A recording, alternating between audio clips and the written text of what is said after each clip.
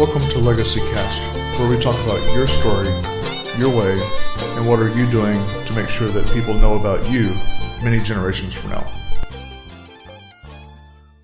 Welcome to the program today, Legacy Cast listeners. This is your host, James Snow, coming to you from the Legacy Cast bunker here in Texas. Hopefully not going to be cooking too much today as we're having a little bit of rainy weather. But I have a wonderful guest with me today, Jessica Olbin, I think is how her last name is pronounced. She'll correct me here in a moment, I'm sure, if I got it wrong. But Jessica comes to me from Indiana, I believe she had told me just before we came on.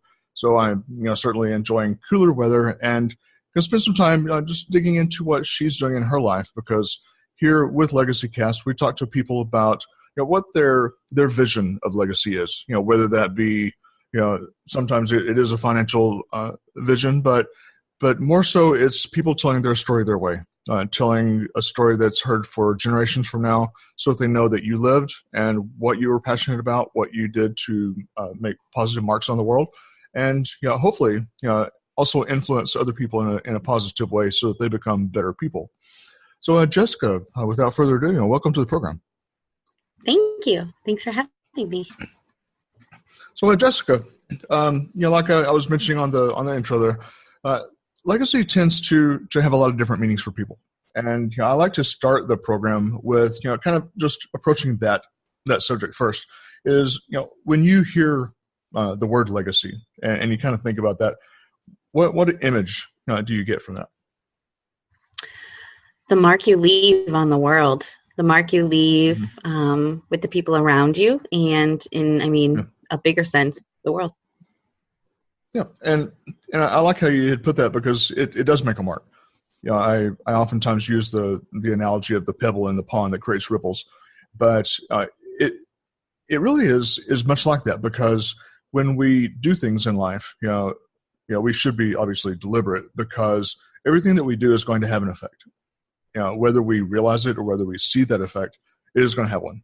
And so we have to be mindful of that. And that's why I mentioned that you have to be deliberate in what your choices are, because everything that we do is seen by somebody else. It's heard by someone else, and it's going to have an effect either for the positive or negative. And so, we must make that choice, I think, to make those, correct choices for ourselves, so that we are, creating that later effect the way that we want. I can't agree more. And I have 2 children. So I feel like that has definitely solidified, that everything you do is seen and heard and emulated. So the importance of how what I say, what I do is, hits a lot harder for me because I have kids looking at me. Yeah, and obviously, children are a form of our legacy. Is that's in the very literal sense that it's a piece of ourselves, lasting for the next generation. And I'm a person of faith, and so when I in my finance practice, that actually something that was part of the mantra that I built my practice around was a particular verse that said that we should build a legacy for our children and our children's children. And so that's something that really at the core drives not only what I do in my professional world, but also, even having the podcast is wanting other people to hear, what people in their community are doing, to create that lasting mark. So, with thinking about legacy, and you mentioned you have a couple children, is it something that you personally spend time and I guess active energy thinking about? What are you doing today that's going to last, later on?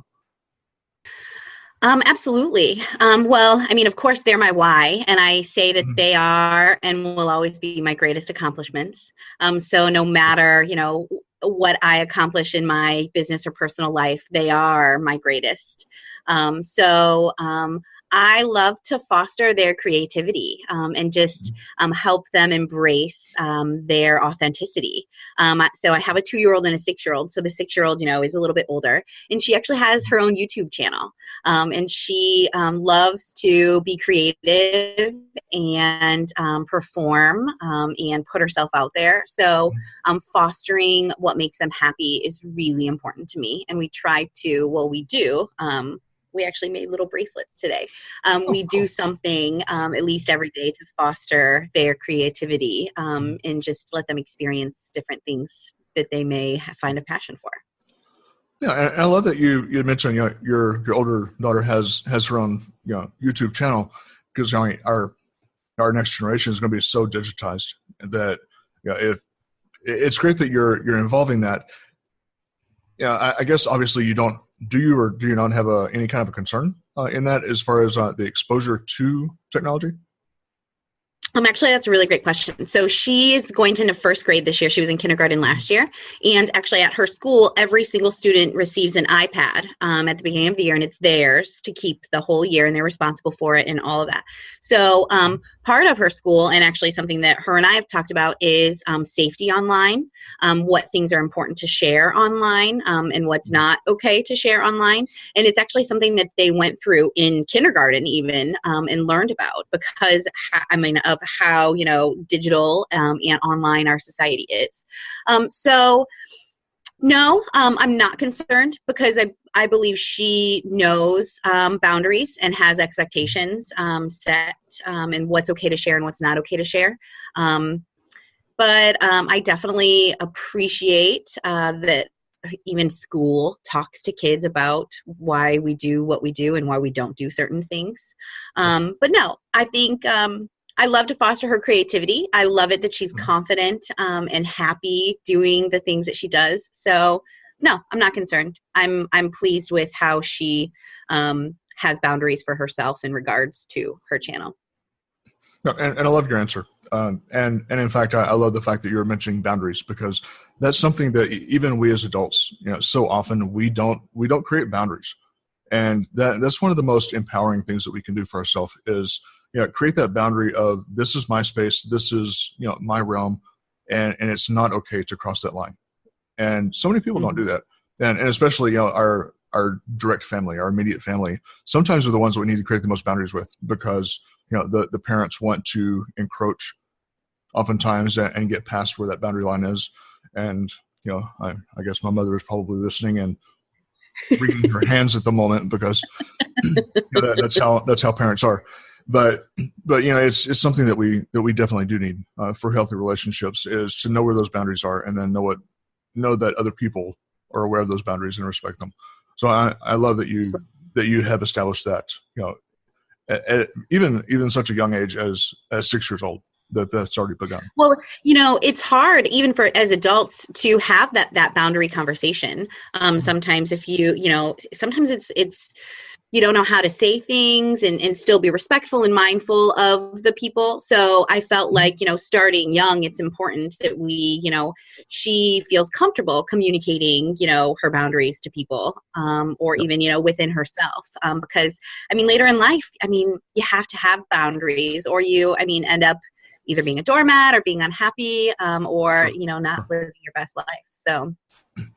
Yeah, and knowing, it's going to instill so much confidence for her that she does know where that boundary is, and it's going to be so comfortable in it. So, I can see that's going to create a lot of strength, strength of character down the road. So, kudos to you for that one. Thank you. Thanks. As far as when you think about your legacy, how do you correlate that into your business as far as that active conversation in how you structure your business? Well, ultimately we want to be, I want to be helpful. I want to be seen as someone who, is a problem solver. And some things that are important to me, especially like with my kids, and the reason that I do what I do is to show them, you can do what you do and be passionate about it and love your life every day, and not feel like you're working. But I actually am in the process of setting up some JA talks, some junior achievement talks, and going into some classrooms and talking to kids about, entrepreneurship and things like that. So on like a global or outwardly, other than my personal family scale, I think it's important. Our kids are our future, and to make sure that they understand that they don't have to fit into what society tells them to do with their life. They can do what they want and be happy and successful. Some financial and some time freedom, so I'm able to do things like that and spend more time working on global change. And kudos for going into like the environment of going into schools and passing that on, because so often that's not done, and that really needs to be done. And so many things such as the legacy concept, or even in my world the finance concept, those are things that aren't taught well enough at school. And so having other people that are in the professional world to come in and have that conversation is so huge. I mean, it's planting seeds in the most fertile soil, and it's a great thing to be doing. So I love that you mentioned that that's part of your giving back is doing those junior achievement programs. And also too, being authentic. I mean, I feel like a lot of the times it's difficult, especially if you work a 9-to-5 or you're not in business for yourself. It's hard for you to let your authenticity show. And I mean, even growing up and going to school, I really struggled with finding who I was and being authentic. So I feel like it's important for me to put that out into the world. I mean, I have tattoos, I have some piercings, and I feel like it's okay for me to make those choices and be happy with them, and it's okay for others to see that. So that's important to me as well, is making sure that I'm sharing my love of authenticity and hoping people can find the courage sometimes if they're not confident to embrace it. Mm-hmm. Yeah, and you're mentioning your authenticity that comes to play very much in your business, from what I understand, as far as I guess the way that your business is perceived and how people hear about you, and what they hear about you, that your authenticity does shine through very much into your business, and the mantra that your business is built on. Absolutely. It was actually it was a very difficult transition for me to embrace my authenticity in my business, because I grew up in a corporate America culture. So I felt like my voice was a little stifled and uber professional. So now, and even in my writing, I feel like sometimes my professional, stifled voice still shows. But I mean, this is how, I come like this: hats, tattoos, cursing and all. It doesn't make me less of a success because I have these things or do these things. I can actually do the shit that I say that I can do, which right. helps the process. But I found that embracing me and putting that out there and just, using my real voice attracts the right people, the vibe of people that I want to work with and that I want to surround myself with. And I don't get stuck with asshole clients or asshole people in my network, because I do put myself out there, and right. That's amazing. Yeah, and it's good that you put that key statement out there, because when we're working with people, I always remind myself, there's only so many hours in the day, and we can help only so many people, during the day and during the week, and so that time is very valuable, and so it should be spent with the correct kind of person. If you're working with the wrong person, at some point that's going to crumble and it's going to fall apart, and there's just going to be a lot of angst that comes from that relationship that really probably should not have been built, because you're working with the wrong person. And when you're authentic with yourself and very transparent in what you're looking for, as you mentioned, the right kind of person is going to show up. The right kind of person is going to come onto your doorstep, and they're going to knock on the door because they want to do business. And those are going to be good clients, and they're going to be returning clients, because you're working with the right person. And that really is what we should be doing, is seeking out the correct people and helping those, because again, there's only so many hours in the day, and so there's plenty to go around. A lot of people don't think about that, but there's so much to go around that we don't have to be desperate and just grab low hanging fruit. We can grab the ones that are the correct person. I agree with that. And even just in your network or your tribe, as far as, being who you are, you attract the right people. Relationships aren't hard work. They're not, difficult, and they can come easy, and you can have the support and love and tough love that you need, from people that, know and like and respect you.